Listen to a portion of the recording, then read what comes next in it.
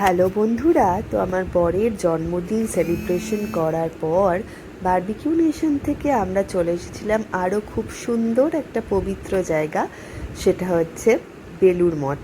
হ্যাঁ, ওখান থেকে আমরা সোজা চলে এসেছিলাম বেলুড় মঠ বিকেলবেলাটা একটু ঘোরাঘুরি করব বলে।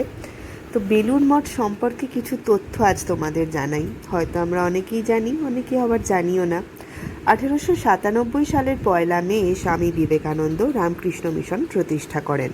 এরপর 1898 সালের 9 ডিসেম্বর তিনি বেলুড় মঠ প্রাঙ্গণে শ্রীরামকৃষ্ণের পবিত্র দেহাবশেষ স্থাপন করে মাঠের আনুষ্ঠানিক গোড়াপত্তন করেন।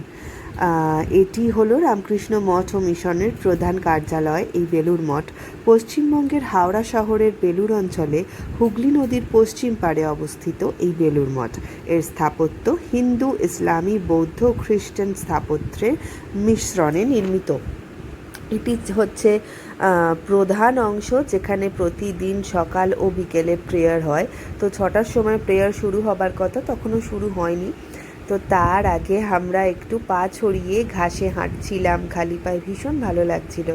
আর এই গঙ্গার পাড় পা ছড়িয়ে বসে পড়েছিলাম।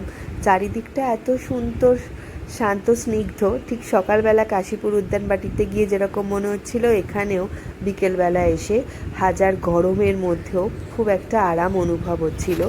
আর এই জায়গাটা হচ্ছে স্বামীজির ঘরের ঠিক নিচে। যে জায়গাগুলোতে ক্যামেরা অ্যালাউ নয় তোমরা তো জানো, যেমন স্বামীজির ঘরে, তারপর বেলুড় মঠের সংলগ্ন অঞ্চলেই একটি রামকৃষ্ণ মঠ ও মিশন ও বিবেকানন্দ সম্পর্কে মিউজিয়াম আছে, ওটাও তোমরা